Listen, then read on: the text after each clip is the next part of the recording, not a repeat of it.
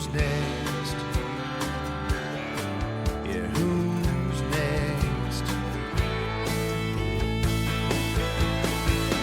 Who'll ride a greyhound all night long, stand in line for hours just to sing one song? Welcome to the C.L.I.M.B. This is a show dedicated to helping singers, songwriters, and indie artists like you create leverage in the music business. We want you to win. You're going to need some leverage. You got to come with an audience. You got to come with some cash flow, and then the world is your oyster. Don't wait around for somebody to come knocking at your door. Just go and get that right now. You don't need anybody's permission to do it. That's why we called it the C.L.I.M.B, creating leverage in the music business. C.L.I.M.B. Friggin' genius. And the wordsmith that created that is my co-host, Mr. Brent Baxter. Brent is also an award-winning hit songwriter with cuts by Alan Jackson, Randy Travis, Lady Antebellum, Joe Nichols, and more. And Brent helps songwriters turn pro by teaching the art, the craft, and the business of songwriting. And you can find Brent at songwritingpro.com. Once again, that's songwritingpro.com. Hey, and I would like to introduce you to my co-host, Johnny Dwinell. Johnny owns the Daredevil Production. They help you find your sound, and they help you grow your audience so you can become the artist everybody loves, and so you can get paid. Daredevil has worked with multi-platinum artists like Colin Ray, Tracy Lawrence, Ty Herndon, and Andy Griggs, just to name a few. You can find Johnny at daredevilproduction.com. That's production, singular, no S. And there is no S because there is no other Johnny D. How you doing, brother? Yeah, I'm doing all right, hanging in there. Finding this cough, this fun little allergy bowl that Nashville is in is finally getting a hold of me. Yeah. So it's ironic that all these singers moved to this town that are in an allergy dome. So I'm a lyricist, doesn't affect me very much, but hey, I'm on the mic right now, so I'll try to make it through without having to hit the mute button too many times. There you go, man. So, hey, once again, everybody, we are very grateful that you've been sharing this. You've been telling people about it. I mean, it's going to make you cool. We're going to leave a rating and review if you like the podcast. We're going to make you famous. We're going to talk about it, and the numbers keep growing. So, we're having another record month again, which is cool. I think once people hear it once or twice, they listen to the rest of it. So keep doing that. Share it with everybody. If there's something out there you think if it's working for you, it's going to help somebody else, and let's get out there and help somebody with that. And what are we in for today, sir? You're driving. I am driving. I'm driving the bus, so I'm gonna try not to. Anyway, so yeah, today's topic is songwriting advice from hit publishers. So I've had the honor of hosting so far 4 great Play for a Publisher events at Songwriting Pro. So I've had guest publishers so far. I've had the same 2 guys come in twice, Tim Hunzy of Parallel Music and Chris Oglesby of BMG Music on Music Row in Nashville, Tennessee. And they have dropped some major value bombs. And so I just want to share some of those. Okay, but before people you do that haven't been able to see those, so today we're going to do that. Before you do that, we got to read a 5-star review here. Oh, there's always time for a 5-star. That's right. So this is a 5-star review from Sugartune7. I love that. It sounds like a stripper name. I was going to say like a Sun and Surf band, like Cat Beach and the Shrimp Shack Shooters, and Sugartune. Sugartune7 says, this show covers everything I wanted in a podcast. They talk about DIY for yourself as an artist to the core essentials needed as a pro writer, from true pros that are real people. That is awesome, man. I like to think of myself as a real people. I like to think of myself as a real people, too. The robots haven't taken our jobs just yet. So thank you, Sugartune7. And, hey, by the way, we're introducing something really, really fun in this episode for your episodes from here on out. Oh. Okay, so we did an episode a while back that was the song title challenge. And by the way, I keep getting those in. Don't stop sending those in. Okay, so what happened is, real quick, in less than 30 seconds, we were challenged to write a song on the air. On the podcast, which just really wasn't going to translate very well. So we kind of morphed it a little bit because we like the challenge aspect of it, but we thought if you send in a song title, then Brent will just start riffing off different ways that he would spin that title and different ways he would begin to sort of structure that song? Is that the way that you would put that? Yeah, just kind of whatever we can get to in the time allowed, and just like you throw out words and I try to make them mean something and the different ways we can go with it. There you go. And so we did one episode of that, which lasted almost an hour, almost more than twice what we normally do, and we had a really good time at it. But we thought we'd make this a regular feature with like one song title that we'll do on every episode of Brent's, and we're going to put it right in the middle of the show here. So this will be a really cool feature. So keep sending those in, and we'll make that happen in this episode, and we'll go from there. So, and let us know if you like it. If you like it, we'll keep doing it. If you don't like it, we'll stop. Yeah, that's there. We go. There we go. All right. So tell me about this songwriting advice from Hit Publishers. All right. So I'm going to bounce around. So some of this advice is from Tim Hunzy at Parallel Music, and some of it's from Chris Oglesby at BMG. And both pro publishers, been in the business a long time. And so what we did with these Play for Publisher events, people sent in songs, weeded through. I got down to the 10 I thought would be most interesting and appealing to the publisher guest. We all got together on a video conference online from people from all over the world would come in, or the 10 from all over the place would come in. We listened to songs, and then Chris or Tim, whoever it was at that time, will give their feedback, interact with the writer. They could ask questions, follow up, get to know each other a little bit, and do that during that time. And they're just, Chris and Tim, they know what they're doing. They're just dropping value bombs all the way through. So it's just really valuable time for everybody, interacting there, and everybody, participating, and everybody watching. So it's good. I enjoy it because I get to sit there and soak up their knowledge too. Yeah. So I've taken a lot of notes. I'm just going to pull out some that I think are really interesting, and we'll just kind of riff on them and talk about it. So first one I want to talk about is from Tim Hunzy. He said, "I'm a title freak. If you have a great title, I'm already interested." And as a lyricist, this speaks to me. Yeah. As a title guy, this speaks to me. And I think one thing to remember about this is, you think you hear a lot of music in the course of a day. Say if you're, tearing a playlist on Spotify and Pandora or whatever, you think you hear a lot of songs. You don't hear anything like a publisher does. I mean, he hears so many songs in the course of a day. There's no telling how many times he hears the same or similar titles. So if you can get an interesting title, something that really makes you go, "Oh, I want to hear this," I call it you're winning before you're spinning. Oh, meaning you're already ahead of the game before your song is even spinning, for him to listen to. You're already on first base with a great title. He's already prepared to go, "I want to hear this." He's prepared to love it. He's like, "Oh, I'm in. Title's got me in. I'm intrigued." I mean, that's a great way to start off. So you're winning before you're spinning. So he said, yeah, he's a title freak. If you have a great title, he's already interested. Because, these days, you got an inbox full of songs or whatever. And you have, one song called "I Love You." Another one called "I Love You So Much." Another one called "Love You." Yeah. And then there's one called "The Night Johnny D Caught on Fire." I don't want to hear about that Johnny D song while he's on fire. That's a little more intriguing. Like, what the heck is that? Yeah. Or "The House That Built Me." You're like, oh. Yeah, wow. Okay. Or "Baggage Claim." What the heck is that about? Yeah. "The House That Built Me" is like one kind of like, oh, that's brilliant. "Baggage Claim," you're like, how are they doing a song about baggage claim? It's intriguing. Yeah. So you're getting pulled in. So I love that one. I'm always trying to come up with an interesting title. Like the song we have out in Texas right now, "Armadillo."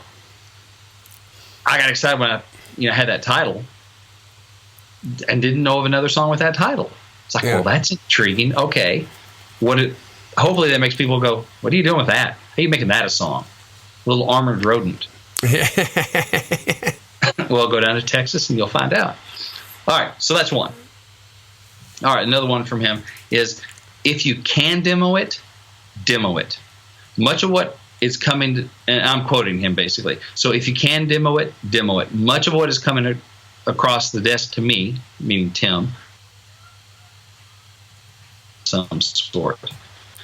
Most of my writing with track guys. That if you're not in the industry full time, a guitar vocal will work. A great song will get through. All right. So, Sandy, if you got the resources to demo, demo. It's the competition. So most of what's coming across his desk has a track, a loop, something. The track guys are the thing right now in country music. I mean, it's always kind of been that way, I guess, in pop and stuff, for a longer time. It's getting that way in country where you leave the writer's room, you have like a demo or a partial demo. You have more than just somebody plunking on a piano or strumming a guitar. You have some percussion. You have some loops. It's already, you don't have to use as much of your imagination. You can go, oh, I get that. Okay. And so even for a publisher hearing that, it's easier for him to hear that. And if that's your competition, you're trying to stand out even against the other songs that are coming across that publisher's desk.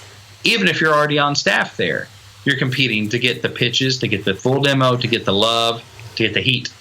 Yeah. So he's basically saying, if you can make it sound a step up, do it. It's only going to help because a lot of other people are. Yeah. So let me interject there for a second. I mean, this is there's a lot of people that's going to come up on an argument in their head right now saying, well, a good producer or a good publisher should be able to hear through, bad production or whatever to hear a good song. Yes. But, and as he said, like if you can demo it. If you can afford to demo it. But I'll tell you this, what's better than a bad demo is just a really decent acoustic vocal, or a well done demo. But don't try to do more than you're capable of. If you're not a killer engineer, and if you don't have killer skills in guitar, bass, drums, and all that kind of stuff, then it's going to sound horrible. You're better off doing, an acoustic vocal. But remember this: all the hit songwriters, man, the Dallas Davidsons, like name a couple hit songwriters, like big ones right now. Brett Akins. What's her face? Oh, names are escaping me. Yeah, but you got the Rivers Rutherfords, you got the Shane McAnally's. Yeah, it's insane the amount of demos that these publishing companies that control these writers' songs, how much money they spend every year on demos, and they got big names. Like how many number ones has Shane McAnally had in the last 18 months? Most of them, yeah. So Shane can call anybody he wants and say, hey. He can call Kenny. He's got Kenny on speed dial. Kenny Chesney, yo, I got a new song for you, man. I want you to check it out. Dude, send it over right now. Don't play it for anybody else. That's what they're going to say, right? But he doesn't send them acoustic vocal stuff. Right. Like they make the demo. The hit guys still make the demos because they got to compete. So you want to try to do that as much as you can. Yeah, and a lot of these guys, Luke Laird and those people, Ross Copperman, some of these people are getting producing gigs. Yeah. And they're putting something that's a different vibe. A lot of people are digging the track. They call them track guys or girls, but that are able to kind of woodshed, come up their own thing. It sounds more unique than getting the band in the room and beating a song into submission in 20 minutes. Yep. They're able to put some more interesting weirdness on it and kind of have its own thing and to stand out sonically from what else is coming across the desk. So. So even on the publisher side, that helps. So yeah, I understand a good publisher should be able to hear a rough guitar vocal. Yeah. But you know what? They're also hearing a lot of stuff that is a good song that's also well produced. Then you're going to stick out like a sore thumb if you're not. And it's it's competition. You got limited hours, limited resource. Make it easy on them. Yeah, they can do the work. Why don't you make it easy on them? Yeah. And you're going to get better results if you can. But at the same time, if it's a killer song, and he said a guitar vocal will work. I mean, don't feel like you have to put a bunch of instruments on it if you're not capable of it. Good guitar vocal beats a bad demo. Yep. Don't give them a bunch of bad stuff. Just make sure whatever they get is good, even if it's less. Yeah.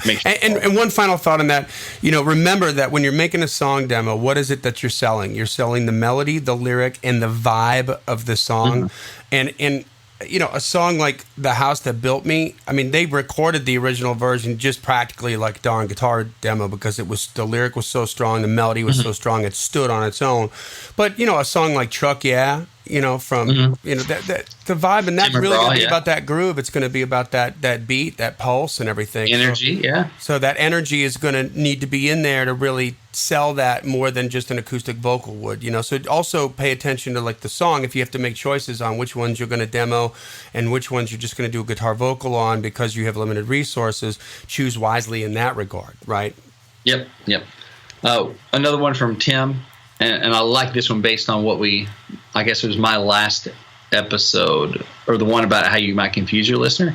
He says, sometimes songwriters forget that they know more than the listener, and so they don't get enough of the important information out of their heads and onto the page. As a result, the listener is either confused or emotionally disconnected from the song. We did like a whole episode on this. Yeah.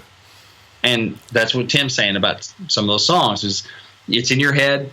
It somehow doesn't make its way through your pen or your guitar onto the page, and there's vital information that's lost in translation.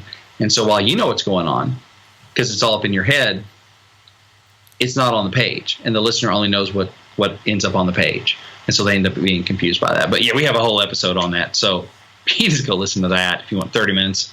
Pounded that into you. A couple more. One from Chris Oglesby at BMG. He said, and this was really good. We ran into this a couple times at the last Play for Publisher he did. He said, after a while, the trick or the gimmick of a lyric is over. We get how clever your idea is. The twisty, haha, you're playing on this kind of theme. Now just focus on the relationship in the second verse. The tricky chorus will bring us back. So focus on the takeaway of the song. So this is like saying, if I have a song and the conceit of it, the gimmick of it is like poker, so it's whatever, can't read her poker face or whatever it is, two of a kind working on a full house, right. Whatever. That's kind of your gimmick. And so you're setting up all this stuff. You think you're in a card game, and then chorus comes out. Oh, it's about love and it's this relationship. And then your second verse, it's tempting as writers to still cram in more and more like poker, gambling references at the expense of the story, of the emotion, of the heart. We're getting so busy being crafty that we outsmart ourselves and forget that the song needs to connect on an emotional level. It's like, okay, I get it. I get the joke. Now give me some emotion. Tell me about the relationship. Come on, what's this really about? Stop just being clever now. And so we ran into that a few times. And that could be whether it's a fun song, a happy song, or a sad song. It's like, okay, we got the punchline.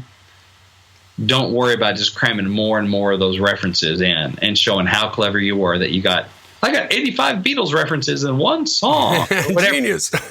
I know. That's great. But I'm not as connected to these people. You're clever. It's cool. But I'm not feeling it emotionally.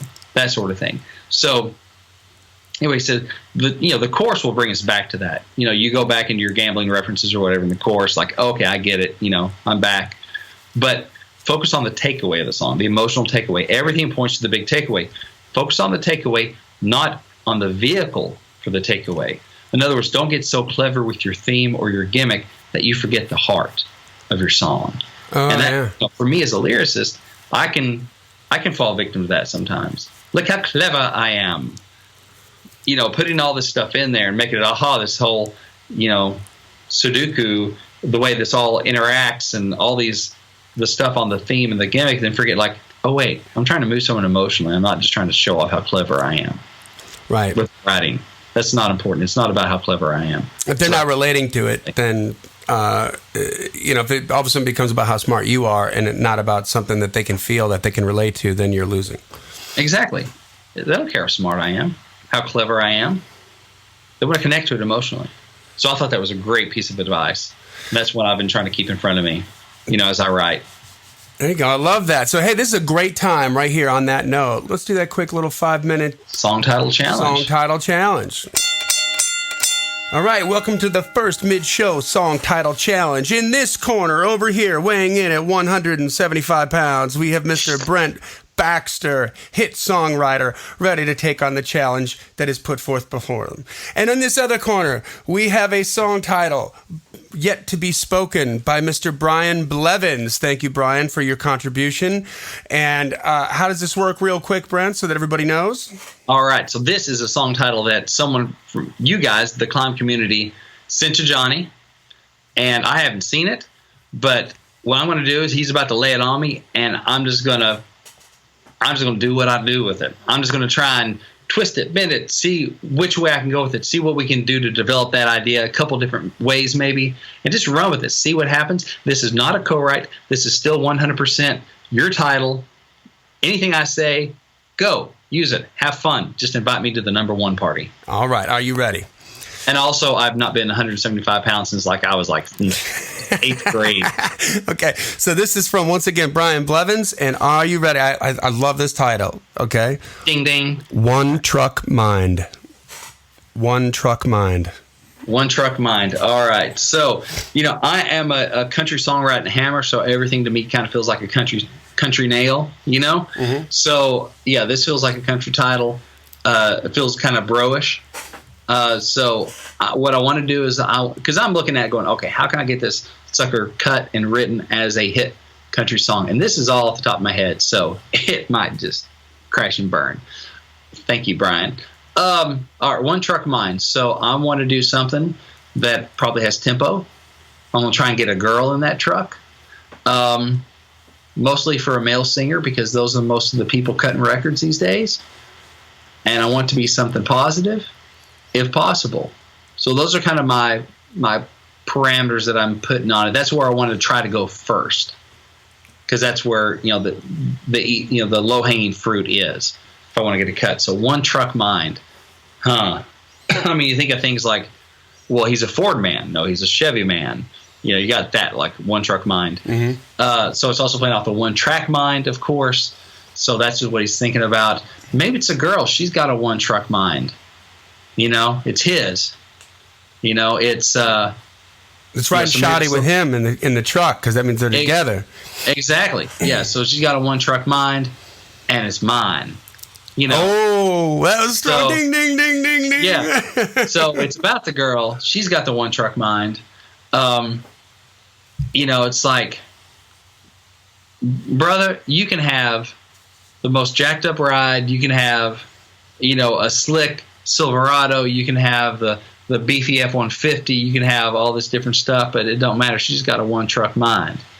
And it's, I don't know if you can get away from the back roads and kind of tailgate thing, because it is got truck in the title, but it's mine is what you're getting to in the chorus. Like, some girls like this, some girls like that, or whatever. Boy, you may have this, you may have that, but she's got a One Truck Mind, and it's, it's riding shotgun and mine down the dirt road with her toes up on the dash. Good. See, it could be it could be a scene where they're they're at a bar, walking into a bar, and he sees like his girl getting hit on by this dude with like a bigger truck, bigger tires, all this stuff, but she just got a One Truck Mind.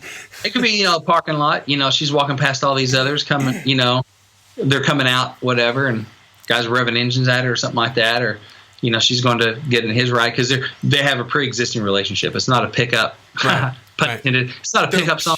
They're already together. That's why she has that One Truck Mind. That could be a good play on words. She's not a pickup kind of girl. She's got a One Truck Mind. Exactly. You can't get it with your pickup line. She's got a One Truck Mind. Oh. So, I mean, it's not feeling like it's, saving the world or anything, but a fun kind of thing. So if you do that setup, that'd be kind of interesting, where, like, I don't know if you've got the story, but, she's getting off work. She works at the, at the Wild Boar, saloon or whatever. She's coming out after work, and all these guys, she's been slinging beer for or whatever, got their big trucks, got their whatever low riders, got their different stuff, and she's just walking all past them, coming out to mine, because I'm picking her up after work, and we gone. Oh. She's not even looking at your KC roll bars, at your ground effects, whatever. At your Mickey Thompson Super Swampers with a lift whatever kit. It is. So you can woof and tweet all you want, but she's getting in my shotgun seat. So she's coming out because she got a one truck mind. She's got her mind on, she got her headlights, whatever, pointed at mind, whatever. She's, and so then we're taking off, and it's choruses, us, truck, me, her, happy love. And then, second verse, kind of what we talked about, or we may talk about it elsewhere in this episode, is the trick of it. Don't get so clever now in the second verse that it's all about trucks and all about this stuff. Tell me about the relationship. Don't just try to be so clever and gimmicky. Right. But get us into, okay, you just picked her up after work. She walked past all these boys. She's getting in your truck, and you're going for a ride. Now what's going on? Something, and then something that would bring us back in toward the truck. So, she got a one truck mind. Maybe, it's like, try to get her to go hang out at my house, go sit on the couch, sit on the porch swing, whatever. No, she just wants to go ride around because she's got a one truck mind. She wants to crank the radio up, that kind of thing. And now it's not just this truck versus all the other trucks. Now it's, this truck versus, going and taking a walk by the river, going sitting on the couch, finding a corner booth somewhere. She wants to ride around, crank up the radio, and be with me. She's got a one truck mind. You can do something like that to bring it back. I don't know, it's a thought. Love it. Well, good job, Brent. That is awesome. I think you put that one. I think you put that one down, Brian Blevins. Thanks for submitting that. We're going to do one of these on every episode. If you guys like it, please get back to us. Let us know if you did. All right, and we're back from that. That was some pretty cool stuff there, man. I'm exhausted. Different way to think about things. All right. Yep. So ready for some more songwriting advice from some hit publishers? Yes, sir. Bring it on me. Lay it on me. All right. Just because a line is cool to say, it still has to sing well. Singability is huge.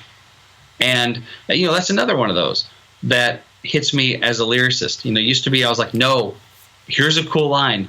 You make it work, singer boy. Because I'm a lyricist, right? I've gone the other direction. Okay, maybe it's not, as cool of a line as I could make it, but it sings so well. An artist is going to want to sing it. The crowd is going to want to sing it. It's still got to work. It's still got to make sense. It's still got to reach, my personal bar of good enough. But it's got to sing well. If it don't sing, it won't get sung. Can I ask you a question on that? Yeah. Yes. So as a lyricist, somebody who doesn't sing, how do you, what are some, how do you define what sings well and what doesn't sing well? I feel like that might be like this ominous sort of thing for an up-and-coming songwriter who maybe also is a lyricist. For me, I don't know that until we get in the room, until there's a melody on it. Okay.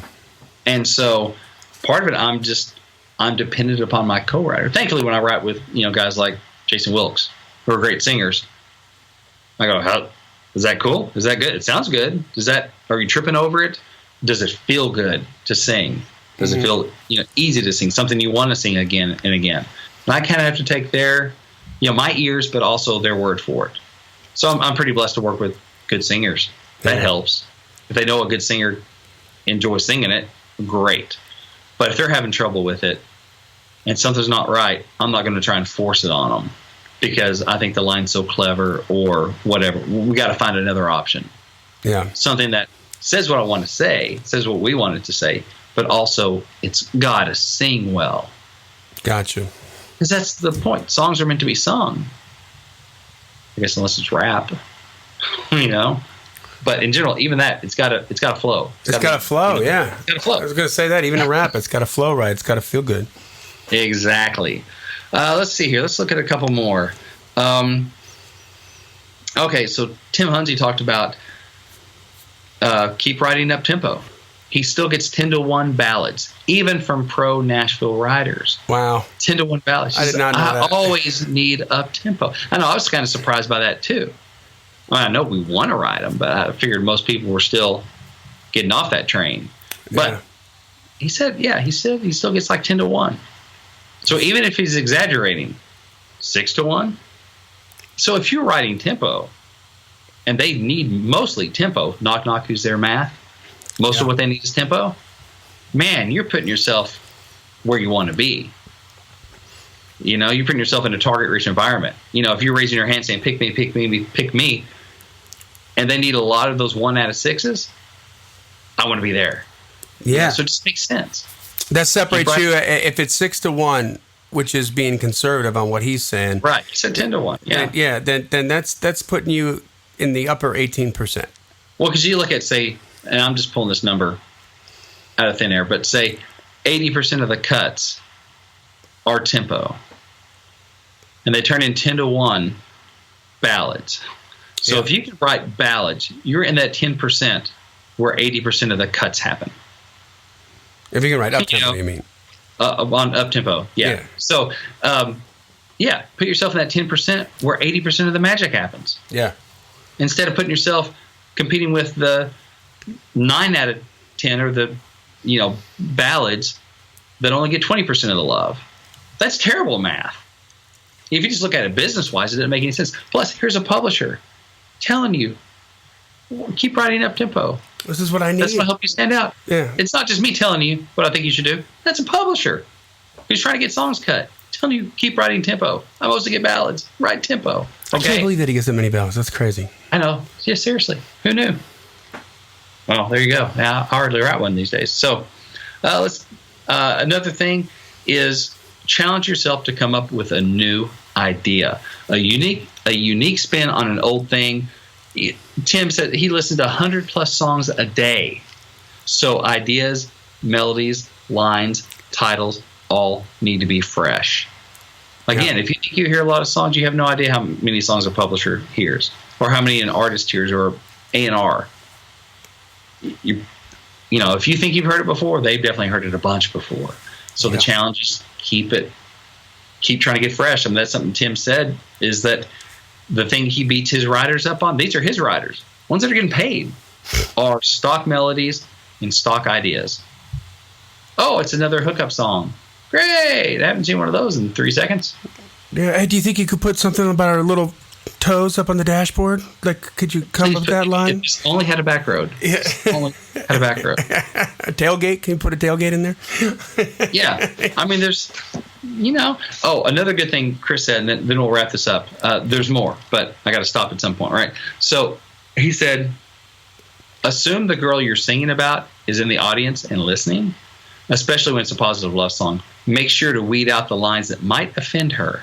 Just assume she'll take things the wrong way. This is not just good songwriting advice. This is good life advice. That's interesting. Yeah.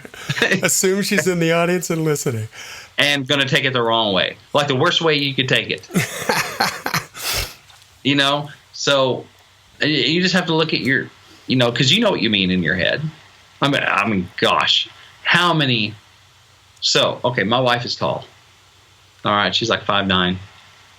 So I remember, this is a long time ago.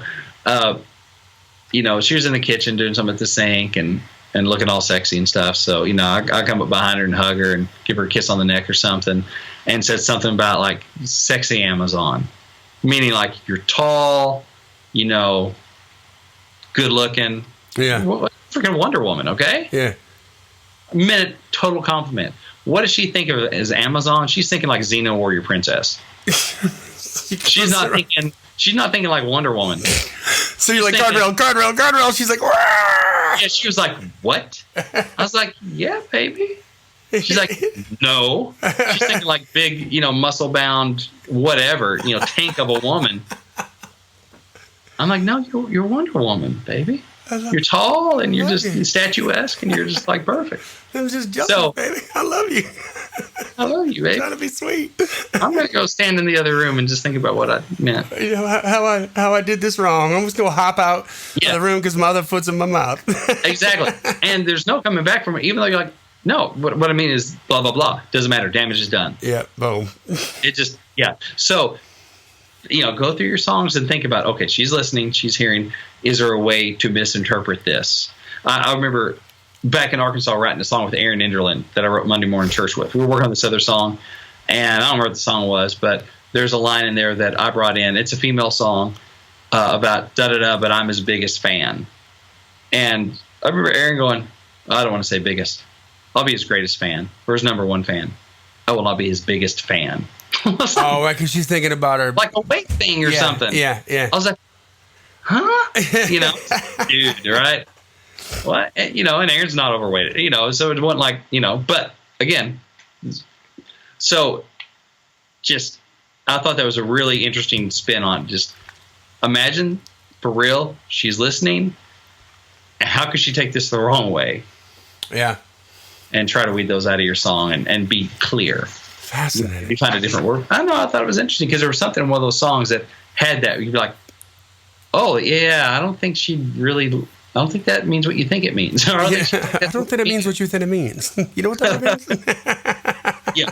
So that's all the ones I'm sharing. Tell you what, though, if you want to be in the room when these nuggets are getting dropped, I have another Play for Publisher event coming up, but the deadline is coming up quick if you want to get your song in. So how this works is this.